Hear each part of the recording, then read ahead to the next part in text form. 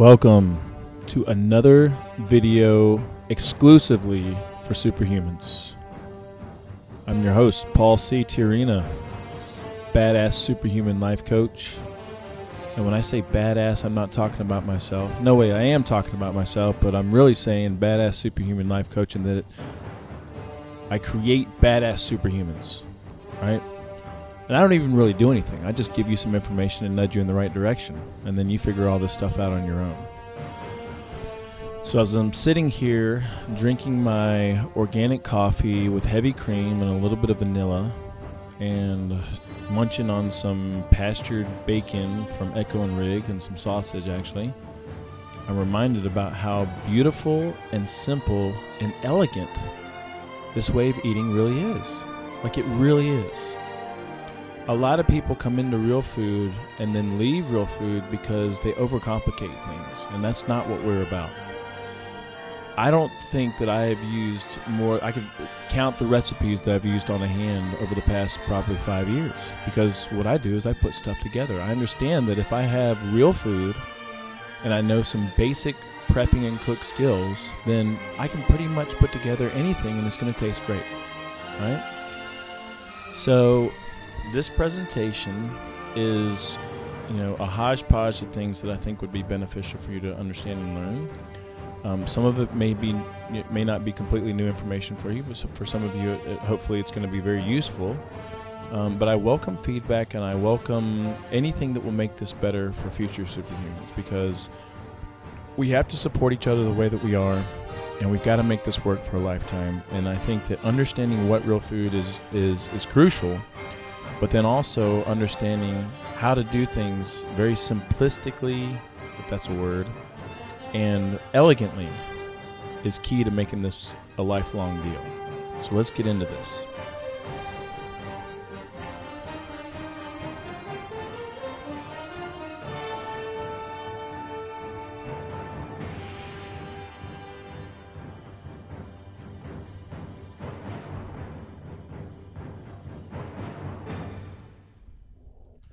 All right, jumping right into it. Real quick, let's talk about knives. And I've over the years, obviously, I've had chefs and things go through my courses, and we all kind of agree on some things, and then you can also learn from some top-notch chefs online, and there's some cooking schools, online cooking schools, and chopping schools, and all these other things, and everyone agrees. Again, in an effort to, for some reason, complicate things, we get all these different crazy knife sets with all these different knives that do all kinds of different things. But really, all you need is two knives in your kitchen. You need a sharp chef's knife, and you need a paring knife. All right, the chef knife is what you're going to use 90% of the time. The paring knife you may use for little odds and ends. I never break out my paring knife. Like, all I ever use is my chef knife. All right, so if you don't have a quality knife, and this is key, because I've done cooking classes in the past, and really what they are is people just come over to my house and we prep a few meals and I show them how easy it is, but we also go through some basic chopping skills. And inevitably, people typically have dull knives, knives that are inexpensive. They're trying to save some money and cut some corners. In the kitchen realm, one place that you do want to splurge is on getting a good quality knife.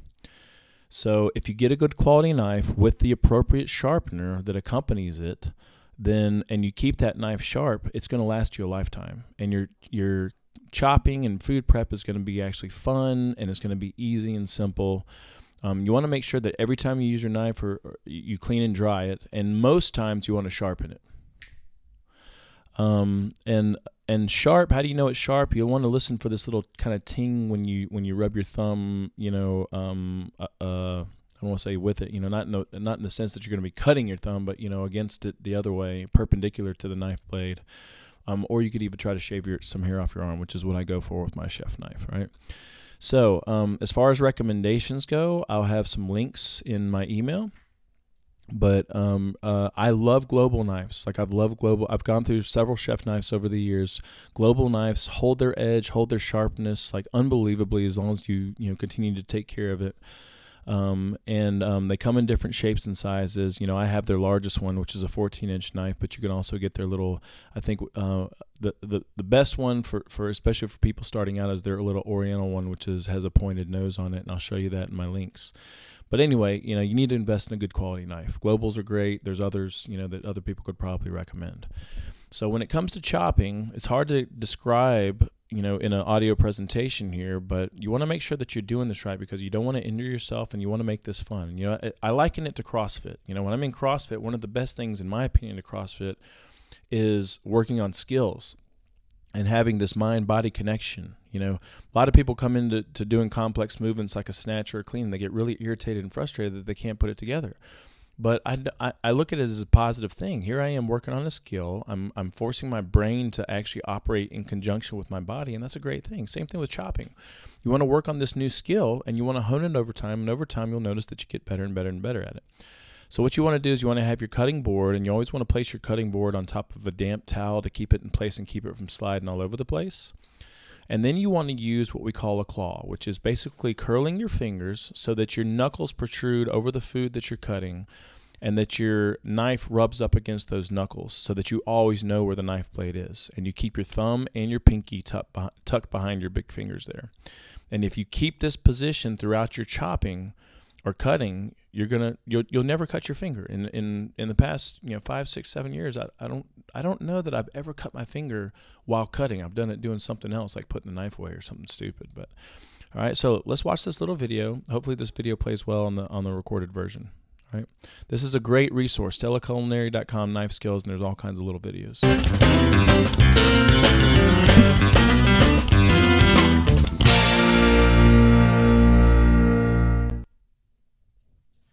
One of the most common mistakes I see when people are slicing something is they use this flat grip to hold their product. This leads to inaccurate cuts, but also leads to cutting your fingers.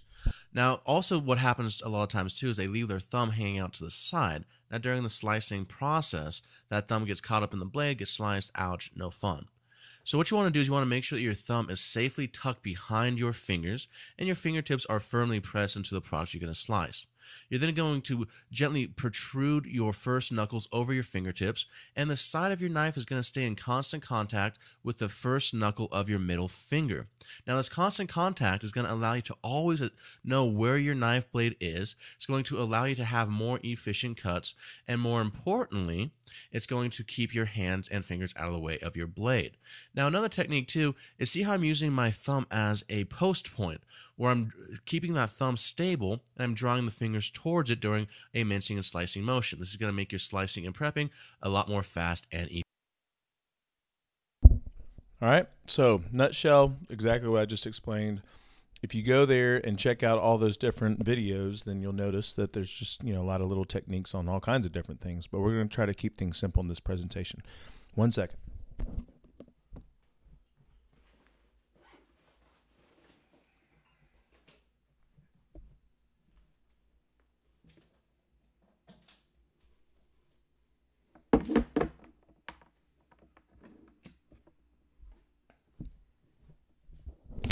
All right, computer's about to power down because I didn't have it plugged in. All right, so I'll include this web address in the links as well. Now, let's talk real quick about cookware, because I always get questions about what kind of cookware to purchase.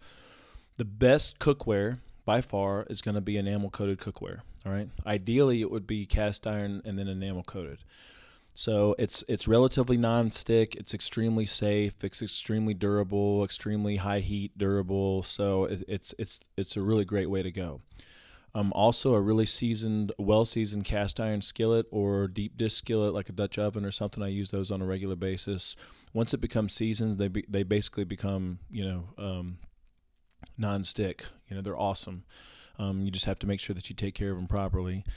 And then stainless steel is another good option. Only problem with stainless steel is a lot of people, if you don't understand how to use them, stainless steel, you have a lot of stuck stuff and you have to clean it off. So you want to make sure that when you're using stainless steel, you heat up the steel skillet or whatever it is you're using first, and then you add your oil, and then you heat up the oil, and then you add your food. Because if you do those two prep things, the heating up the skillet and then heating up the oil, then you end up kind of making this little seal that's almost like a non-stick steel. So those are the cookware ranked. Those are also ranked in order of expensiveness. So, enamel cookware, you're looking at 50, 60, 70, 80, 90 bucks for just one dish, but at the same time, it's going to last you a lifetime. All right, cast iron, a little less expensive. Stainless steel can be a little less expensive. Now, When it comes to what kind of things to get, like again, to keep things simple, all you really need is like a 10, 12-inch skillet type looking thing and a saucepan, a relatively large saucepan, like maybe a 3 or 4 quart saucepan. I prefer getting things with lids because I like to cook with lids. We'll talk about that here in a second. So now, if we looked at the worst things to get by far, the number one worst thing ever is going to be Teflon. Now there are different types of nonstick coatings that keep coming out, and I haven't done like a recent review of all these different new coatings, but in general we know that Teflon is extremely toxic. If you ever look at a nonstick pan and you see little chips and stuff in it, where do you think that stuff goes? You ingest it for sure. But then also Teflon has measurable gaseous emissions that come from heating it. And of course, most packaging is going to say don't heat over medium heat or something along those lines, but it still has measurable gaseous emissions no matter what. Extremely toxic, like so toxic that there's people in the holistic realm, practitioners in the holistic realm that we follow that recommend it being one of the first things that you eliminate when trying to alter your health or for the better. So I hate to break it to you because most people have Teflon, and I kind of have had this opinion that, the focus has got to be real food first. Then you can start nitpicking cookware and things in your home and detergents and soaps. And, I'm not sure, I'm just not sure where to start there. I would just say that, just keep this in the back of your mind and understand that when you get a Christmas present or you need to get some new things that, this has to be one of your focuses. So Teflon, completely worthless.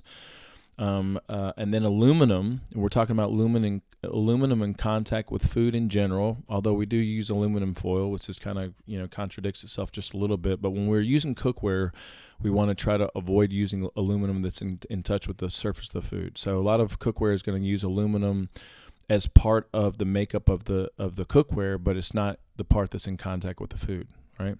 And then copper is also not going to be ideal, right?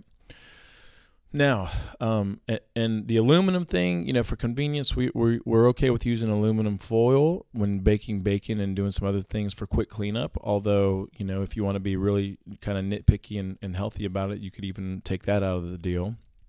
But we want to pick and choose our battles, and cookware is something that we use permanently and we can use for a lifetime. So therefore, you want to minimize your exposure there by getting the best cookware possible. And then you can use some of these other things. Now, some other necessities, and there's probably other stuff I can throw in here. If you have any comments, feel free to shoot me an email or message me. Definitely a large stock pot. And when I say large, I would say probably something around 4 or 5 gallons, so you could fit a big chicken or make a huge stock of, bone stock or something. Instant read thermometer. I'll put links to these, to the ones that I would choose in the email and in the text on the YouTube video. And then a good crock pot, slow cooker.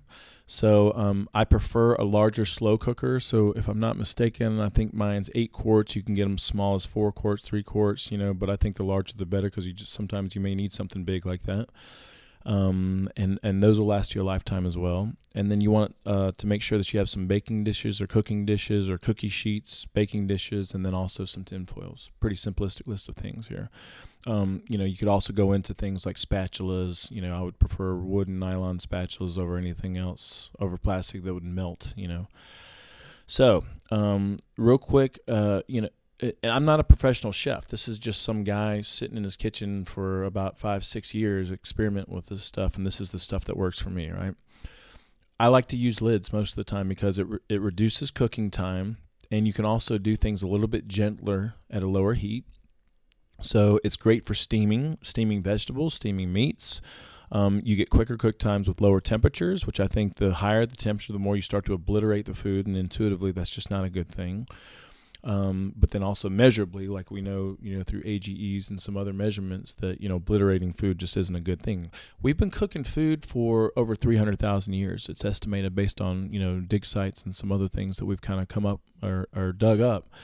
So we've been cooking food for a very long time. Cooking is fine. It's great. You need a combination of raw and cooked foods, but obliterating food is not going to be a good thing. And our ancestors even understood and learned this when they did simmers and boils. Like they weren't violent simmers and boils. They were slow and kind of delicate and nurtured.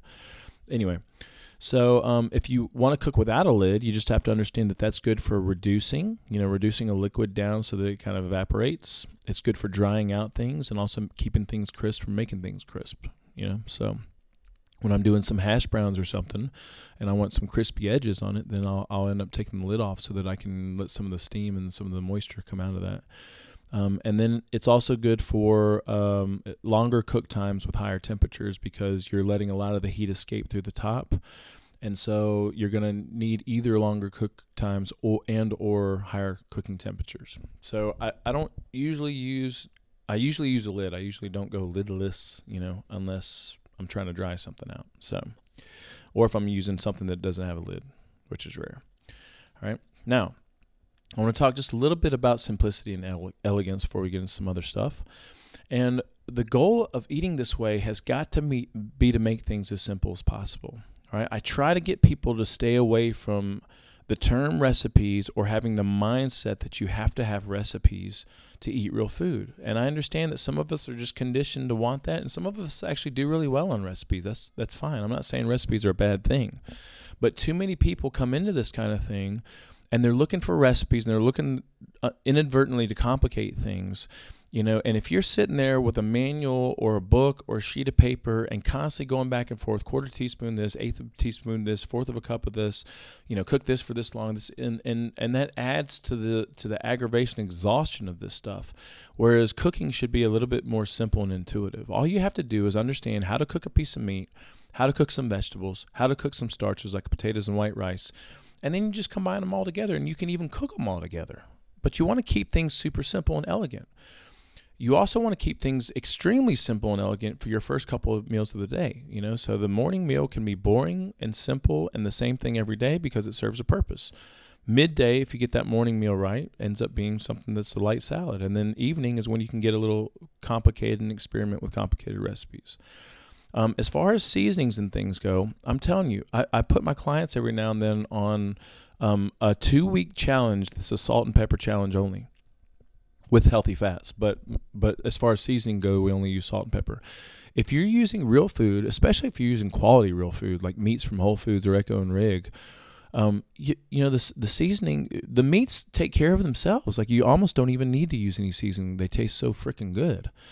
But all you really need is salt and pepper, and you can experiment. Put yourself on a week or 2-week challenge where you use nothing but salt and pepper and oils or fats, and you're going to see that if you use real food, everything tastes awesome with just salt and pepper. And of course, you can expand beyond that. I'm not saying that's all you have to do, and if you do, there's something wrong with you. There's all kinds of great little herbs and seasonings and spices and rosemary and thyme, and I may use some of those things sometimes. For the most part, though, I'm super quick and efficient. Now, when you go to using oils, remember our top oils for cooking are going to be the saturated fat oils. And if you look in your guide, I have those different percentages that list, which ones are predominantly saturated fat, which ones aren't, which ones are good for cooking, and which ones aren't. So we want to cook with coconut oil, butter, ghee, and then the animal fats like lard and tallow. And if you're going to use something that is predominantly monounsaturated fat, then you want to combine that with a little bit of a saturated fat, because then the saturated fat has a protective property over that monounsaturated fat. All right, so a lot of people love to cook with bacon grease, which I do too because of the flavor, but you don't want to use just bacon grease because, number one, it's already been cooked once. Bacon grease is predominantly monounsaturated fat. It has a very similar profile to olive oil as far as the monounsaturated fat content. So, olive oil, 70-75% monounsaturated fat. Bacon grease, you're looking at 60 to 70% monounsaturated fat, which, most people think it's saturated and clogs your arteries and all this other stuff. But anyway, so you want to combine monounsaturates with some saturates to protect them a little bit. And you never want to cook with polyunsaturates, which would be, the delicate things like, fish oils and stuff like that, which, of course, nobody ever would anyway. But, all right, so let's talk real quick about cooking meats. You have several different ways you can cook meats. You can cook it on top of the stove in a skillet or in a saucepan. You can cook it in the oven, or you can cook it in a crock pot.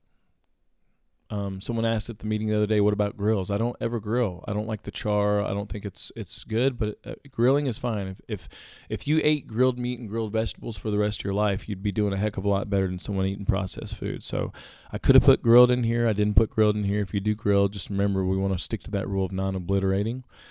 And then as far as temperatures go, to keep things super, super simple, I would say a general rule of thumb is cook everything at 350 degrees for about 25 to 30 minutes, right? Give or take a little bit. Or you can use a thermometer, and again, keeping it simple, look for 165 degrees internal temperature. Once it hits that, pull it from the oven and don't let it cook any further than that, because it's going to continue to cook once you pull it outside the oven. Now, you can go lower temps for better quality meats, and if you want like rare and all this other stuff, I'm just saying in general, just to cook things, if you're going to put it in the oven, go for 165 degrees internal temperature. Salt and pepper is all you need. I personally cook my meats usually slow and low at 300 degrees or below for a little bit longer period of time, and I could elaborate on why I do that in some other format or something. When I'm cooking safe starches, and what else would I cook in the oven? Something else I was cooking the other day. When I cook safe starches, then I typically go 350 plus, or something. The general rule, 350. All right. So when you're cooking a flat piece of meat, this would include steaks, pork chops, chicken breasts, and strips, which personally I'll never buy a chicken breast or strip, but just saying if you do.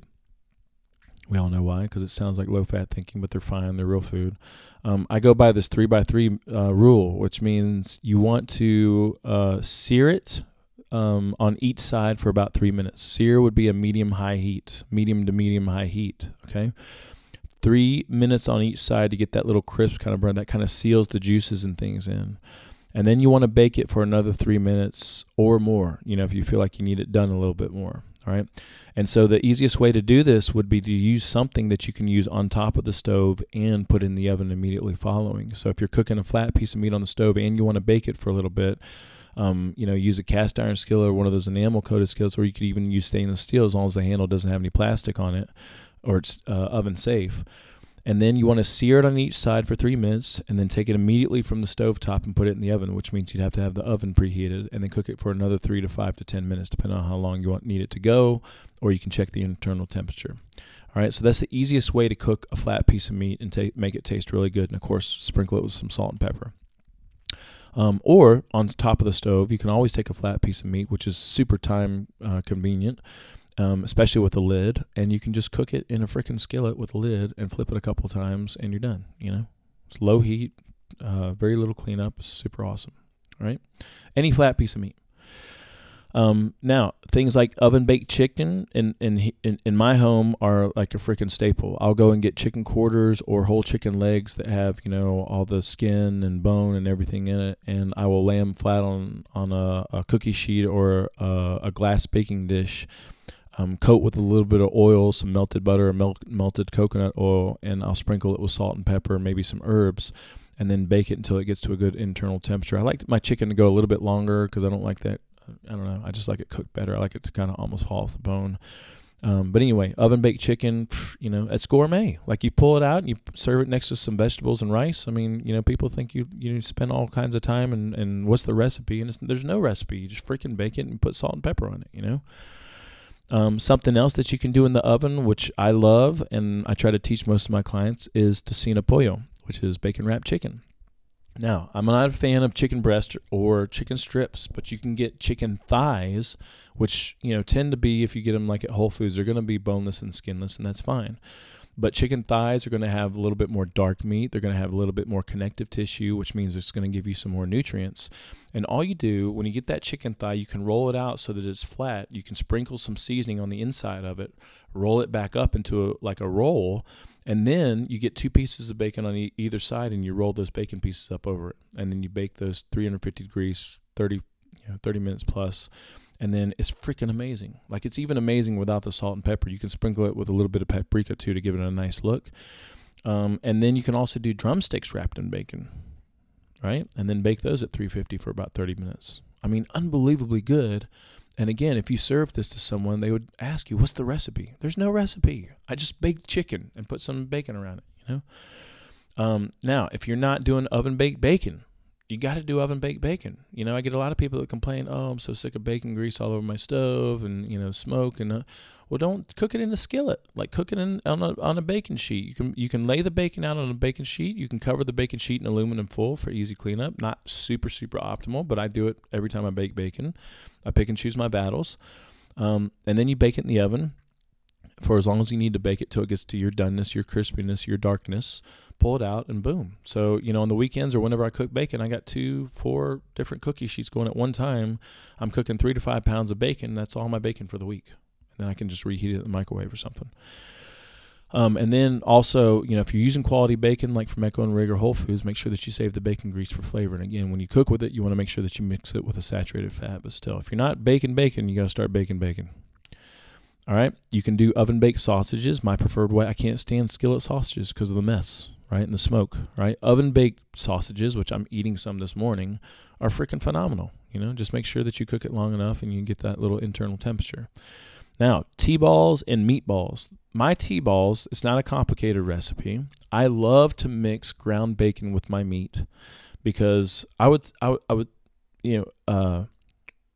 organ meats are going to be the most nutrient dense foods, period, as far as the meat in the meat realm go. You study anthropology, you look at some of these non-modernized populations, that's the part of the animal that they went for first, was the brains and the liver and the kidneys and the heart. But a lot of people aren't accustomed to eating those things because we grew up in America and we're used to eating muscle meat all the time. So the next best nutrient dense part of meats is going to be things like ground beef and things with a little bit of connective tissue in it. And then you would have things like bacon. I would say maybe bacon is like an adjunct. Bacon is healthy, relatively healthy. It's got some good things in it. So what I like to do is I like to mix 2/3 ground beef with about 1/3 of ground bacon. So I may do 2 pounds of ground beef and 1 pound of ground bacon, and then mix that all up with a little bit of salt and pepper. And then I also chop up and grind up, maybe a 1/2 pound to 1 pound of liver, because you sneak it in there and you can't taste it. I try to sneak liver into everything. And then you make little meatballs out of it, you bake them in the oven, and boom, you got yourself a freaking meatball that's just unbelievably good because it's got the bacon in it and a little bit of salt and pepper. And so my T-balls are basically 2 pounds or 2/3 ground beef, 1/3 ground bacon, and then I always put in some liver, chopped up really fine. You can't taste it, you can't notice it, some salt and pepper. A lot of people ask, do I need an egg? No, you don't need an egg because the bacon holds it all together, but you can put an egg in there. You can experiment. Maybe you like the texture a little bit better with an egg. It makes it a little kind of puffier. And that's it. Now, when you bake your meatballs, you can always bake them, let them cool on top of the stove, still in the dish, still in the pan, and then you can put those pans directly in the freezer and let the balls freeze in the freezer, and then you can take those frozen balls and put them into Ziploc bags. And then keep them in the freezer, and then maybe, I'll have 3 to 5 meatballs in a frozen bag, and then, once a week I'll pull them out, let them thaw, and I'll have meatballs for the week, Super simple, super easy. Again, serve it to someone, they'll be like, oh my God, what's the recipe? There is no recipe. It's freaking ground beef and ground bacon, salt and pepper, a little bit of liver, All right? Now, crock pots and slow cookers are just freaking, they're heaven sent, right? You can throw everything in there, set it and forget it, and you're done. You can cook anything in there. So I get a lot of questions like, okay, so how do I cook a brisket in a slow cooker? How do I cook, short ribs? You just put it in the slow cooker and turn it on. I mean, really, that's all you do, on low. All right. So if I'm going to make beef short ribs, which I have a picture here, I could do some onion and garlic and some veggies if I wanted to, or you could just do them by themselves. And if you do them by themselves, they're still going to taste amazing. And you put it on low and you cook it as long as it takes for the meat to start coming off the bone, which is usually, anywhere from 6 to 8 hours or something along those lines. And this is the finished product, peeling away from the bone, falls off the bone, just the best tasting thing you've ever had in your life. And all I ever do is put salt and pepper on it. You can do more. You can get a little more creative and crazy with it, but that's all you need. I cooked a pork butt from Echo and Rig in the slow cooker. They rolled it up and put some seasoning and I think some herbs and stuff on the inside. And I just, no vegetables, no nothing. Crock pot, I think it was maybe 4 or 5 hours. And, take it out, you serve it, cut it up in little chunks. And I mean, seriously, someone would be, how did you do that? What is the recipe? There is no recipe. Slow cooker and meat. All right, so meat's super simple. What I would do, we'll talk about it at the end. I would just experiment, cooking on the top of the stove, cooking in the oven, cooking in the slow cooker, get used to each one of them and see which one you like best. Now, when it comes to veggies, same thing. You can do a skillet steamer stew, on top of the stove. You can do oven-baked vegetables. You can do, when I use vegetables, I don't like to obliterate them, so I won't put them at the beginning of a crock pot dish. I'll come home and then in the last hour, maybe add vegetables so they're still a little bit al dente. And then you can also use them to top off stock pot soups and stews. So if I'm making a stock pot something and I'm boiling meat for a little bit, I'm not going to put them in right at the beginning, although you can. I mean, there's nothing wrong with it. I don't want to say that you have to be this neurotic about things, but I like to be gentler with my vegetables. So I always add them towards the end. With vegetables, you definitely want to go a little bit slower and lower. And you want to add them later in the cooking process if possible. You don't have to be neurotic about it. For shorter periods of time, because veggies are a little bit more delicate. But again, if you ate veggies and meat from a crock pot that you put in together, for 4 or 6 hours, and you did that for the rest of your life, you'd be extremely healthy compared to someone eating processed food. You'd be fine, right? Just trying to give you some little tips and hints here. Now, skillet veggies, I take frozen veggies. My favorite's that California style blend. I think it's $2.29 per bag. And I put it in a skillet, and I put it, with some coconut oil and butter. And then I put a cover on it, and I simmer it at a medium-low temperature. And less than 10 minutes, boom, I got some vegetables. I sprinkle with salt and pepper, and I'm done, right? You can do oven-baked vegetables, so you can basically take a big mixing bowl, and you can chop up whatever vegetables you want. You can throw it in there, and then coat it with an oil. Here's one instance where I might mix some olive oil with a melted saturated fat to combine them together, or sometimes I'll just melt coconut oil or butter and put it in there. But basically, you would just want to coat everything, sprinkle it with salt and pepper or whatever herbs and spices and seasonings you want, throw it into a dish, and then bake it. Sometimes I like to bake it in the oven. If I'm going to do oven-baked vegetables, I might broil them or put it at a really high temperature, like 400, 450, and just do it for a really short time so I get that little burnt kind of outside thing, but the inside is a little bit al dente. All right? Super simple. Boom. Safe starches, same thing. You can do on top of the stove or you can do in the oven. On top of the stove, you can do cubed. All right, and do like little kind of hash browns. If I'm going to do safe starches on top of the stove, I don't know, half and half. Sometimes I'll do lid off and lid on. But you can cube them and just make sure that they're cooked until they're mushy, a little bit mushy. Or you can grate your potatoes, whether it's white potatoes or sweet potatoes or yams, and you can make like little hash brown things. So you can grate them, make hash browns, or you can grate them and add an egg to it so they stick together and make these little patties, which are really cool. Now, if you're going to do oven-baked potatoes, all you got to do is bake a potato. That's it. Like a lot of people, okay, how many holes do I poke into it? What oil do I coat it with? You don't have to poke holes. You don't have to coat it with oil. Because if you bake a potato, whether it's, again, white potato, Japanese yam, Garnet yam, whatever, if you bake it and you don't poke holes in it, what happens is it steams itself inside that skin. And then when you let the potato cool, then the skin pulls away from the potato, and when you cut it in half, you can pull the skin off like super easy, right? So potatoes, starches aren't like meats, so I would say, definitely cook these at 350. And the way that these are done is just by squeezing them with a towel or with an oven mitt, and when they still feel mushy, then they're done. You don't have to do any kind of internal temperature thing. You can also do oven-baked potatoes cut up, oven-baked hash browns, same thing, So again, super simple. On top of the stove, in the oven, salt and pepper, coated with oil. If you do the baked potato and you cut it in half and then you serve it, you can mix it with butter and cream and whatever else you want.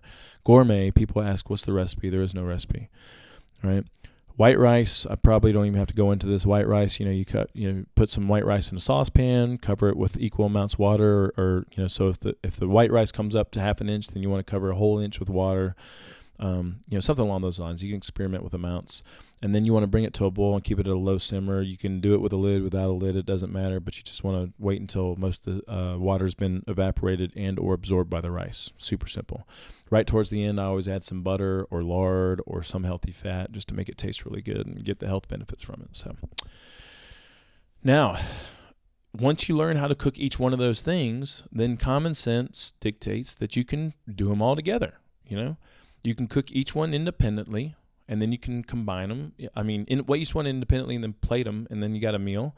Or you can combine them by doing a skillet meal. So what I'll do, you'll see on the picture in the next page, I'll talk about when we get to the next page. So you can combine them all into a skillet meal through layering, or you can do a crock pot dish. So what I'll do is I'll get a huge skillet, one of my big ones, deep dish ones, and I'll first cook my safe starches if I'm using safe starches. Sometimes I want a meal that won't have safe starches so I can eat it in the morning. But if I'm using safe starches, I'll do my potatoes in the bottom, get them crispy, get them soft, and then I'll layer frozen veggies, or if I have fresh veggies, fresh veggies on top of that, and then I'll crumble ground beef on top of that, or ground chicken, or chunked up pieces of chicken or pork or whatever it is that you want.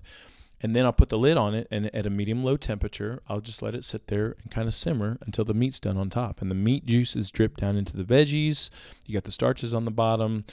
Once they're done cooking, take the lid off, salt and pepper, chop it all up, stir it up, and I mean, boom. It's just one of the best meals ever in the world. And again, you can do it with or without safe starches. Super simple. Same thing, crock pot. You can put it all in together. Put the meat in there, put the short ribs, some potatoes. You can put some veggies. You can wait and put the veggies towards the end. There's no rules there. Let it cook on low, 4 to 6 to 8 hours. Boom, you got a meal. All right. Now, one thing that a lot of people don't know that I cover in the shopping tour, Whole Foods, you can call ahead of time and have them pre-cook your foods. And I was doing the tour the other day, and it was really cool because the guy actually heard me talk, and he came out and he introduced himself, and he said, yeah, call ahead of time. If you say, and they don't charge extra for this, call ahead of time and have them cook a whole chicken for you. All right? They'll do it in a smoker, or you can ask them to do it. I think they'll do it rotisserie. They usually serve or have rotisseries ready for pickup anyway. But they definitely have smokers there where you can call and have them smoke a turkey. You can smoke a chicken, usually same day. Sometimes they'll tell you, okay, well, the earliest I can have this done is by tomorrow. You need to usually give them at least a few hours. And then I used to always get double smoked bacon there. I do all my bacon at home now just because I don't have time to do a lot of different trips. But for convenience, I used to call ahead of time and have them double smoke 5 pounds of bacon. And it tastes amazing, So if you're in a time crunch, you don't have time to prep food, you don't have time to cook your meats, you're not paying extra to have them cook it. You're just calling them and saying, hey, I need a turkey for the week. Can you please cook that? When can I pick it up? When's the earliest I can get it? I need a chicken for the week or 2 chickens for the week. When can I pick them up? I need some bacon. When can I pick it up? I need some sausage cooked. When can I pick it up? You can even have them cook you a steak for lunch. Call them in the morning and say, hey, I need to stop by and pick up a steak. And they'll ask you, how do you want it seasoned? All right, they don't advertise this, but it's a service that's there. Now, I know that this is available at Town Square because they do have the smoking capabilities. Other stores, they do have grills and stuff, but I don't know to what extent they can make like whole chickens and turkeys. But definitely Town Square. Each one probably varies there. On planning and prepping, so here's just some tips and hints. Okay, number 1, always abide by the Ideal Days meals. Because the Ideal Days meals makes things simple and elegant. If you get that first protein-based initial meal, you don't have to do a whole lot of other cooking. The only other meal that you're cooking is the evening meal, right? And if you can even prep that on the weekend or something. But make the morning meal a priority, get that straight, and then you're not going to be hungry and you're not going to need to prep anything else. At the most, maybe a small salad or some oven-baked vegetables or something for your midday meal, right? I would recommend planning your desserts for the week so you don't get carried away. So we're going to have fruit and cream this week. Next week you go to maybe Strauss's ice cream or something and manage your amounts. If you don't have an idea of what you're going to use for desserts, a lot of people will kind of get to that point in the evening and then they'll be at the whim of their cravings and they'll get up and go to the store and just do all kinds of crazy stuff, right?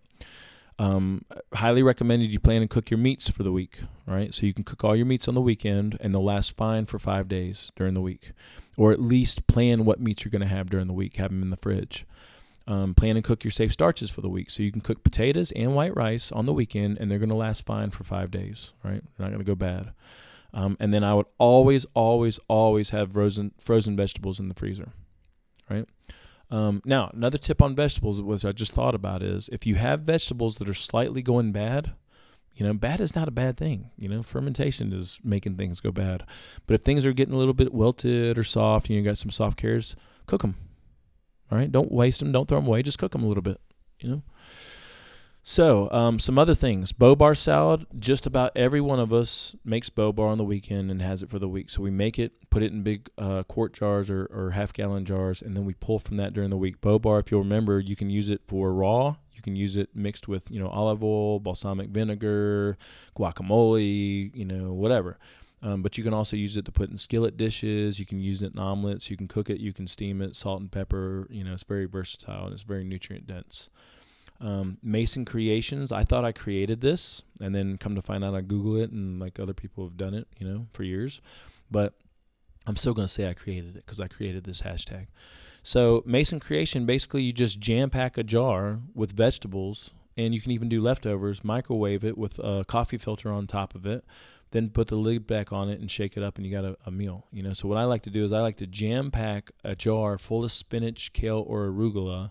On top of that, I'll put a pat of butter. On top of that, I'll put leftover meat, shredded chicken, leftover ground beef, whatever I may have. And then I'll put a coffee filter on top of it, and I'll microwave it for, you got to experiment with the times, maybe a minute, something like that. And then pull it out. You've got the veggies that have slightly wilted. You got the butter that's melted. You got the juices from all the leftover stuff. You put a lid on it, shake it up, and you got a meal.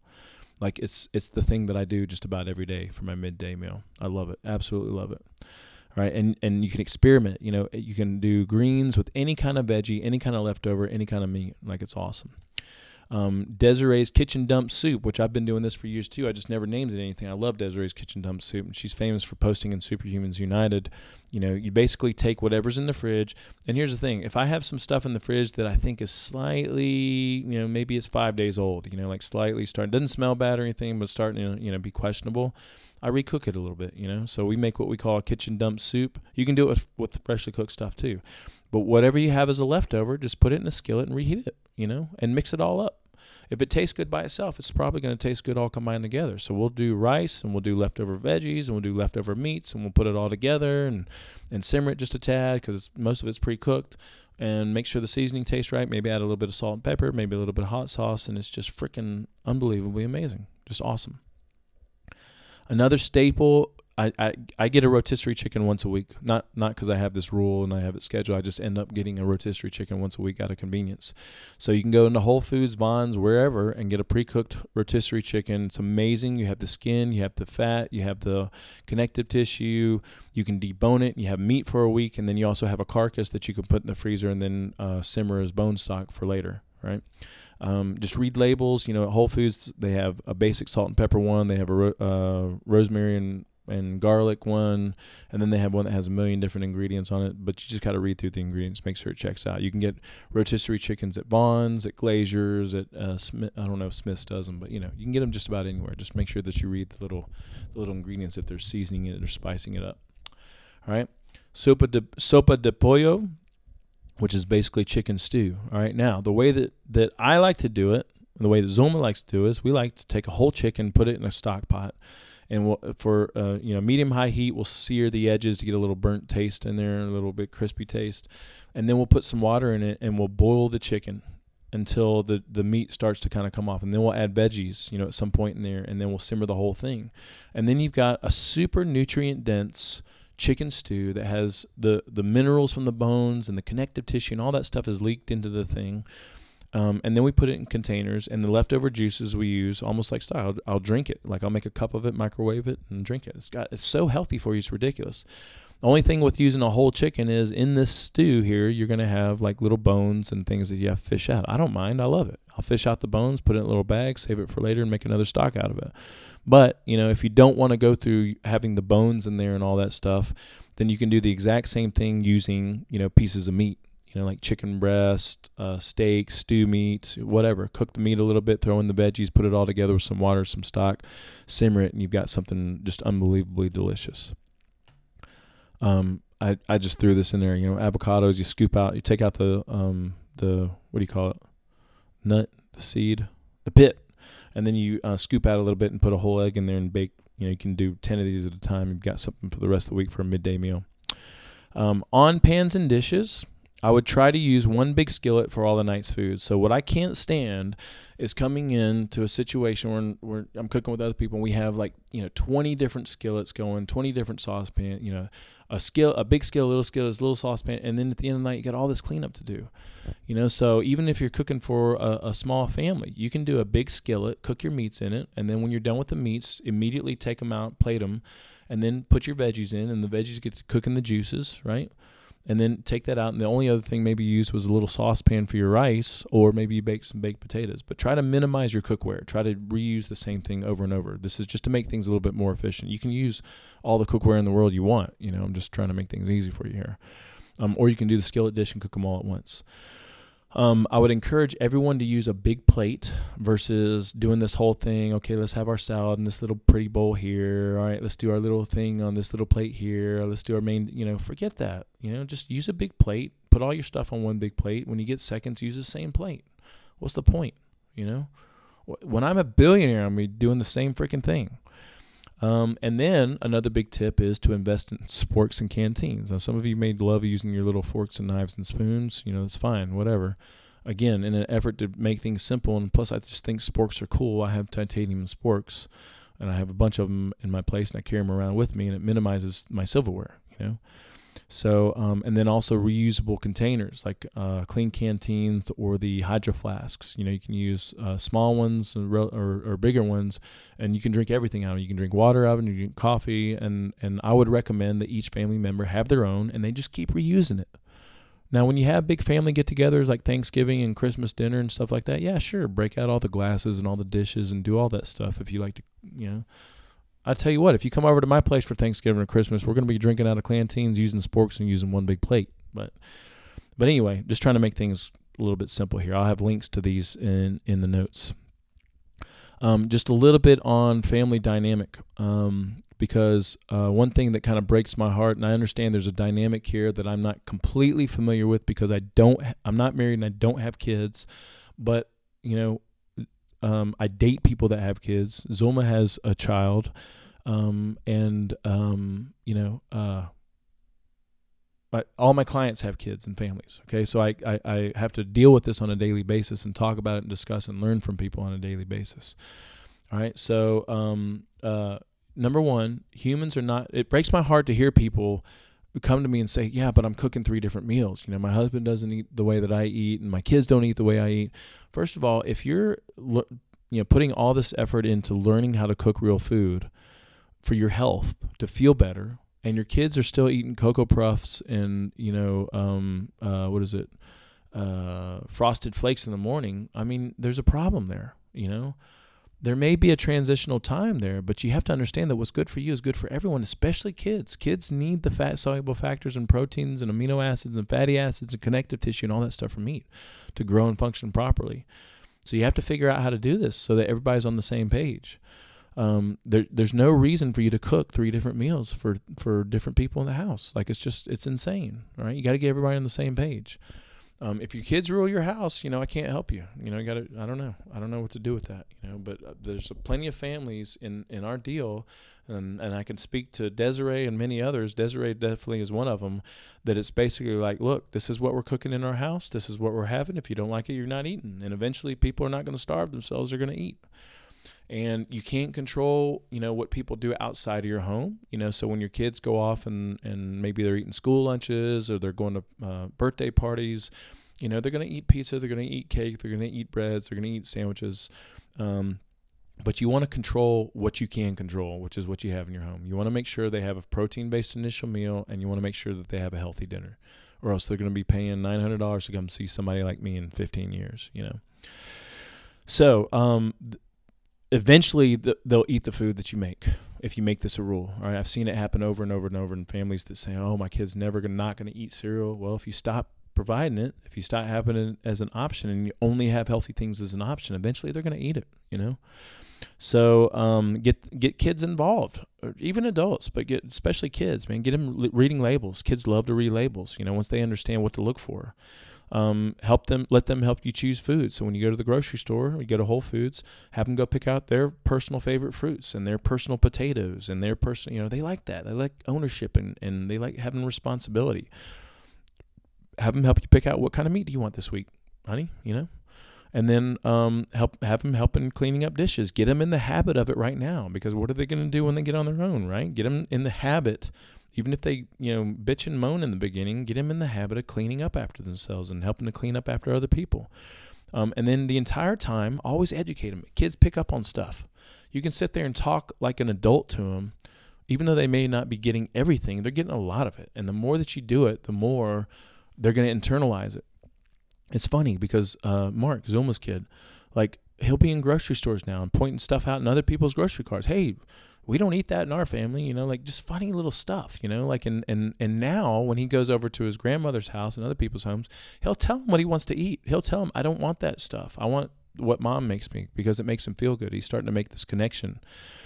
Kid looks amazing too. You know, I remember a couple of years ago, he had a little chub, and I mean, even for a kid, and now he's freaking lean and strong and athletic and focused and driven and behaves really well. You know, it's just crazy what real food does to all of us.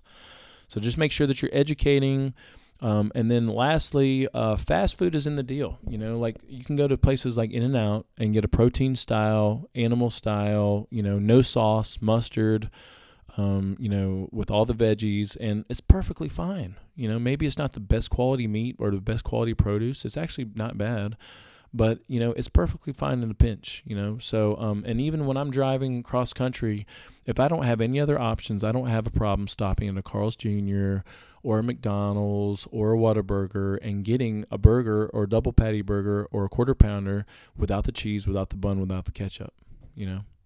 Like you can make this stuff work, right? There's a lot worse choices out there, right?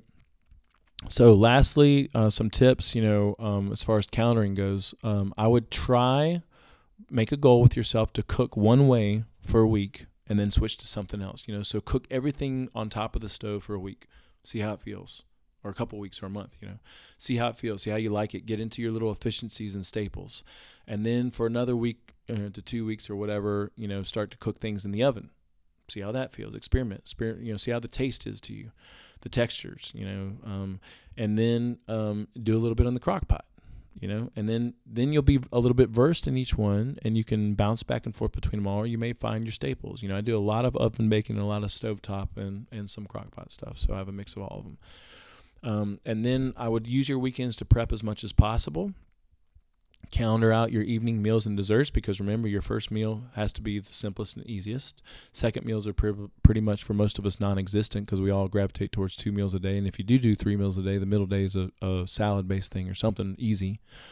All right, so just put a little thought into it. You're all adults. You all gone, you know, most of us has gone to school or college or some professional schooling or something, or raised kids or been through marriages, or, you know, we can make this work, you know. So, and if you have any questions whatsoever or any tips or any hints, you know, share it in the group, share it with me. I'd love to improve this thing. So, and on that, please make sure to give me some kind of feedback so that I can make this better for future people. You know, this is my first time putting a presentation like this together. I know some of it was useful for you, but if there's anything that you were hoping to hear that you didn't hear, or, you know, maybe some things that you felt like maybe were common sense that I don't have to cover, then please give me some feedback. I'd love to hear your feedback. I'd love to make this better. Thank you to those of you who have already given me feedback, because it really means a lot. So lastly, the best thing that you can do to support our movement, you know, I care, and that's the only reason that I'm doing this. But it's not the only reason, because I have to make a living, all right? I'm building a business off of it. But first and foremost, I care, and I want to help people, and I want to help you. And you think about it, with most of us, we do a 10-week progression, and I'm done with you. Like, I make you self-sufficient superhumans. I don't have anything that I'm making money off of down the road. You know, I don't have a membership or gym membership.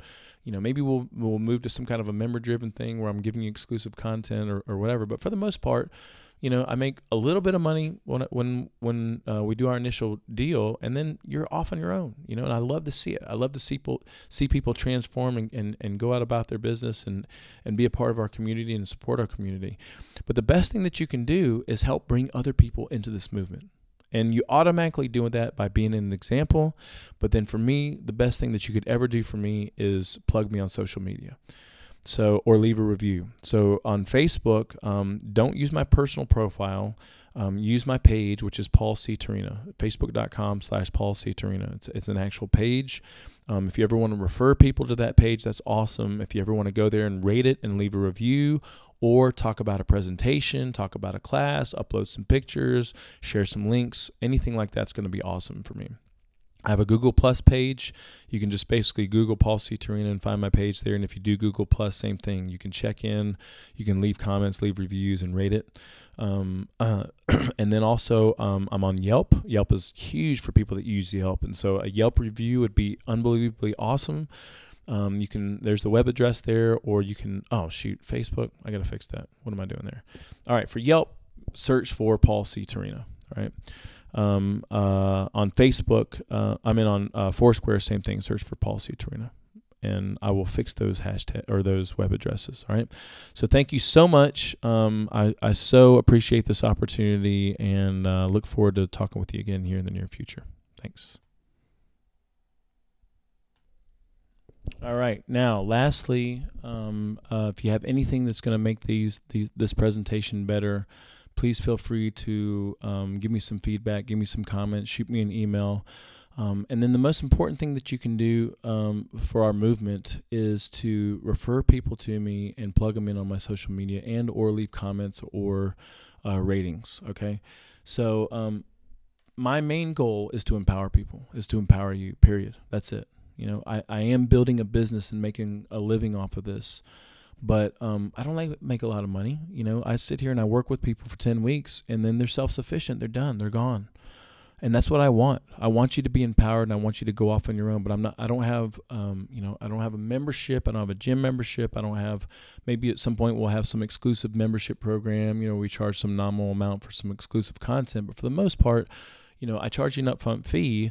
I have a lot of expenses and costs that come out of that, and then I make you self-sufficient after 10 weeks or however long it is that we're working together, which is what I want. But what I need from you is to bring people into this movement. You're already doing that by being the example that you are, but the next best thing that you can do is plug me on social media, tag me on social media, leave ratings and reviews and things like that. So on Facebook, I have a page. I would prefer that you tag and refer people to my page versus my personal profile. My page is at Paul C. Torino. You can search for Paul C. Torino and see. I'm going to actually change my personal profile to be something that doesn't look like me at all, maybe Kano's head or something, so you know the difference between the two. You can go there. You can leave a rating. You can leave a review, and you can also make a comment about this presentation or about anything and everything that you've ever been through that you feel like is a positive thing. All right. I have a Google Plus account and page, so you can Google Paul C. Torino and pull up the Google Plus page. Same thing. You can leave a review, a rating, comments, share links, and things like that. I'm on Yelp, so you can search in Yelp for Paul C. Torino here in Las Vegas, or there's the web address there. And again, reviews and ratings are greatly appreciated. They help me so much. Yelp is getting to be a big part of my business now, a big part of our movement.